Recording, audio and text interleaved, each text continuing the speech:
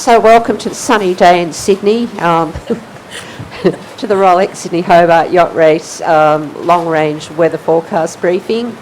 As you heard, Mike Broughton from Pretty Fly 3 at the very end, Stan Honey from Comanche, Michael Logan from the Bureau of Meteorology, Adrian Carlin from Perpetual Loyal, Juan Vila from Wild Oats, and Jennifer Wells from Wild Rose, which was last year's overall winner.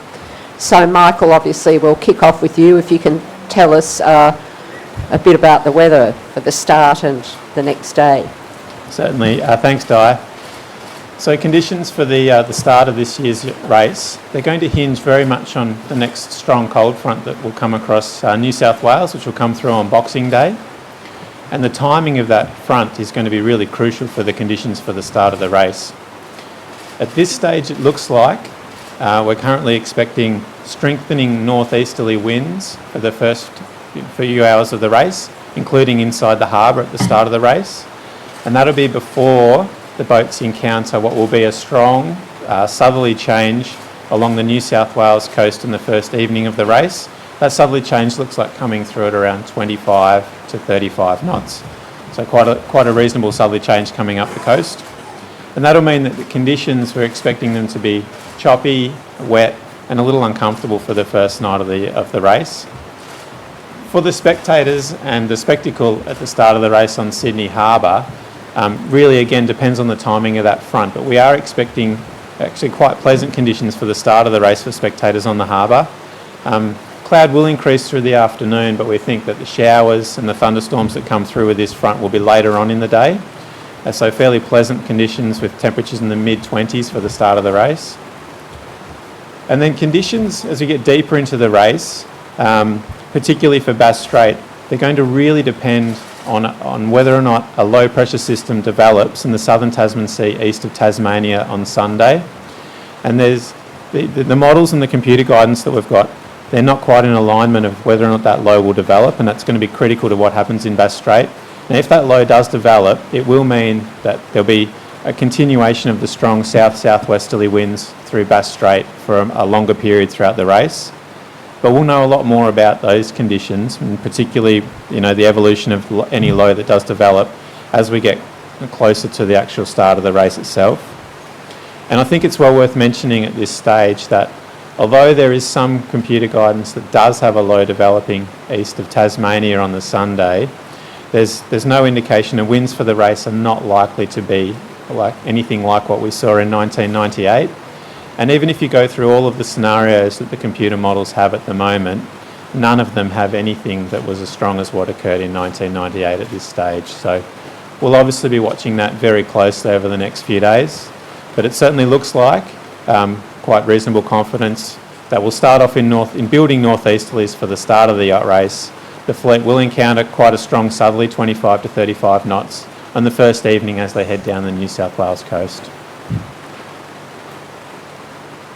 Okay, so I might open the floor straight to questions. Anybody got questions for Michael or for any of our panellists? Your team's weather forecast yesterday were saying that the ship front would be able to be 59 minutes down in the southwest. Do you still hold that opinion or not? Well, we're certainly working on that scenario. Obviously, we want to prepare for worst case scenario. As we said, it's basically, I think we're looking at it as the worst case scenario,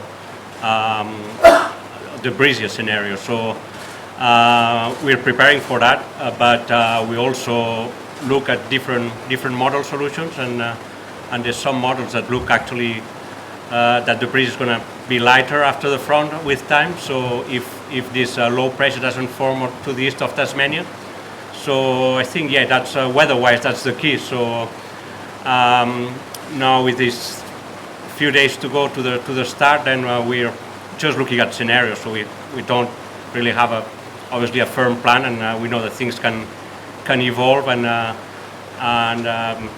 the two scenarios that we're looking at after the front is really pretty much black and white. They're completely opposite. One being a strong wind that could go up to 40, 50 knots. We also want to be prepared for that in case it happens. But also there's another scenario where it could be actually light with a light transition of the east of Tasmania, so completely the opposite of this first scenario. So time will tell. I'm pretty sure from now to the start we'll have a better idea of what's going to happen in the long term. Adrian, what are you thinking about this forecast? I thought my understanding was it was the favoured model that was forecasting the strong stuff in that trade. Yeah, it's as my understanding. Michael might correct me here, but it's the European model that's is being more consistent with forecasting this low. Again, the same with One and Wild Oats 11. You have to really be set up. Hopefully, as they unfold, we're still not as close. We're still a few days out where things can change, and the preferred scenario is that it doesn't form and that we have more moderate conditions, because the first night, if at 25 to 35 is going to be very tough on the fleet. I mean, the Hobart race is about, being ready for these conditions and being able to sail through these conditions, but it doesn't make them any less difficult than they are, because there is, south flowing current. That's a big consideration strategy-wise about keeping the boat together and getting through that first night. So particularly with these big boats here, because there's a lot of load on the equipment. So it would be nice if that load didn't form, because I think that we're going to have our hands full the first night anyway. There were a few boats that didn't make it through the first night last year, including Loyal. Can you describe what you're looking at for that first day and night as tougher than what the pace last year? Well, it's a little different to last year. Last year was a southeasterly, but in a way, probably it's not that different. But it's just the wind's from a slightly different direction, but it's still upwind. And last year, I was on Ichiban, but I know Stan might be able to, and Juan here, because these guys headed out to sea and probably a little more into the current, and I believe Loyal followed them out there and suffered some hull damage. But that's the thing. You're not only just sailing the wind. In the big boats, you're sailing the fleet as well. So it's always tricky when one boat maybe goes to an area where you're not particularly keen to go, and so that all the decisions associated with that take into a lot of variables, including the crew, the boat, and where the right place on the course to be is. Stan, are these conditions, are these conditions looking like sitting Comanche, or is it a little bit too extreme? Well, we're preparing for, the full range of forecasts that we've seen, and we're looking forward to racing in any of them, except, potentially, we would not eager to race in the scenarios that have, a 12-hour or more period of very light air, because that's not the condition that suits us best, particularly in a leftover sea. But what would favor us, I think, what we hope to get, is conditions where there really isn't a prolonged light and lumpy spell. And that we've made last Hobart race was our very first race ever for Comanche. And we know how to sail the boat quite a bit better now, and we've made some small improvements here and there.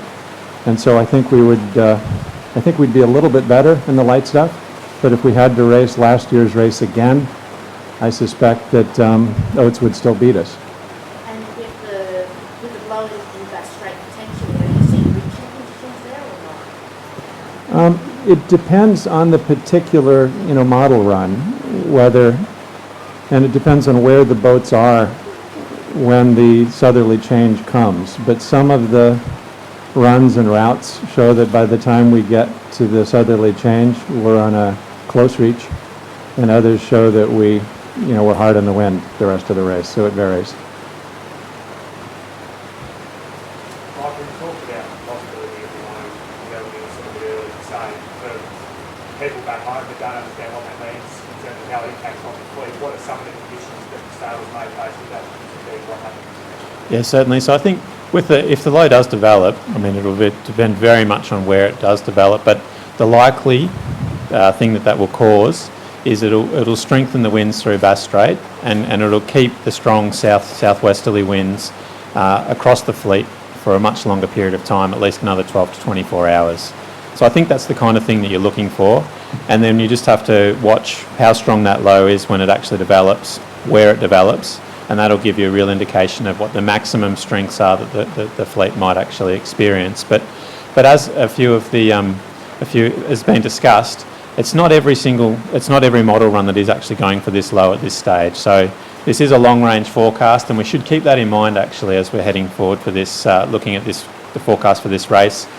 It does look a little bit more set in stone what will probably happen towards the start of the race, but in terms of the development of any low, yeah, that's certainly something that we'll be watching over the next few days and we'll refine, but it's a possibility that we'll be watching very closely for. And Juan, how long are you expecting the northeasters to stay in at the start?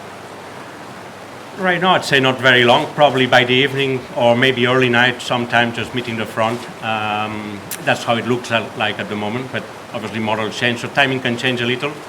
But I think they've been pretty consistent on the last runs to tell us that we should be able to start with the northeast and then keep it for a few hours, and yeah, maybe looking some kind of between 9 o'clock to midnight change at the moment. And have you seen anything about wave conditions current off at New South Wales coast? Yeah, well, wave conditions will develop depending on how strong the southwesterlies that follow the front will be. So again, we have the two scenarios. With a strong southwester scenario, then obviously with the wind waves will be a big factor, and maybe it's not as beneficial to play the current as it would be with less waves. So sometimes where you gain with the current, you have to lose it off both speed because you have to slow down. So, but that's also a tactic or a scenario that you will discuss before the start, and we'll fine tune as conditions develop. Mark? Jennifer, are you able to give us some idea about how differently the boats are now prepared compared to 98? I know the spectre of 98 always hangs here when we talk about weather, but can you give us an idea of how different the boats are? I think we've learnt a lot about seamanship and safety from 98, and I don't believe we're looking at that scenario this year, but we still have learnt a lot. And I would say on the smaller boat, but all boats as well, if your boat and your crew are not prepared to go and face 40 to 50 knots in Bass Strait or elsewhere, even on the south coast of New South Wales or the eastern coast of Tasmania, you should not be going. It is a part of the Hobart race that you will expect that. For us, the smaller boats, we expect it at least once. We could be facing it twice.